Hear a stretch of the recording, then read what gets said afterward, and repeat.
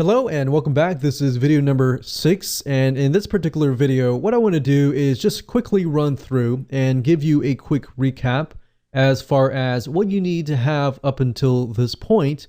So number one, you need to have your attack plan. Either you need to be selling your own product or somebody else's product and figuring that out, figuring out the angles which go into your content, and figure out your audience.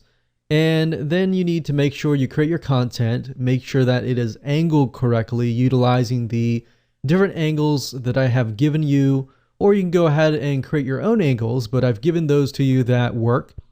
And then of course, gather your landing page URLs, the actual URL. So you need to have those in hand before you can actually move on to the next step. If you don't have them and they're not live, but you know that they will work in the long run, that is fine as well. You also need to have kind of an idea of what your call to actions are going to be. And what we mean by call to actions is getting people to take action. The hyperlinks, the telling people exactly what they need to do, and how are you going to get people to take action. That's basically the call to actions. They can be images, they can be the arrows that I showed you in the previous video, and more on that. So those are definite things that you need to have in order to move forward. Now, the next two videos, part number 1 and part number 2, are going to help you convert the files to PDF format and ensure that all your hyperlinks work. Because one thing to note is that if you utilize free PDF conversion tools, they don't always convert, whereas the point that your hyperlinks work. So you have to be able to do part 1 or part 2 in order to get your hyperlinks to work. So part number 1, basically at this point, you need to have a complete, finalized Microsoft Word document containing your textual document content.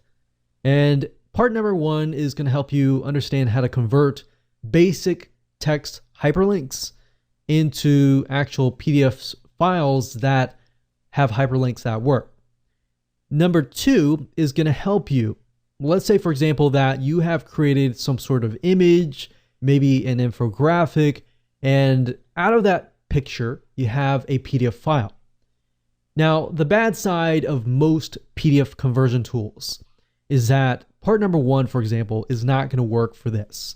So if you have an infographic and within the image itself, you have images or text in the image itself that say something like click here, you can't actually use Microsoft Word to select a specific area of your image and convert that into a hyperlink. Unfortunately, you will have to utilize part number 2.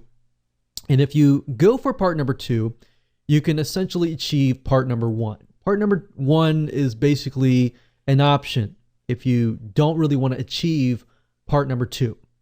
But in my case, I recommend that you just go watch part number 1 to understand it, but get part number 2 software, because that will resolve everything in part number 1 and in part number 2.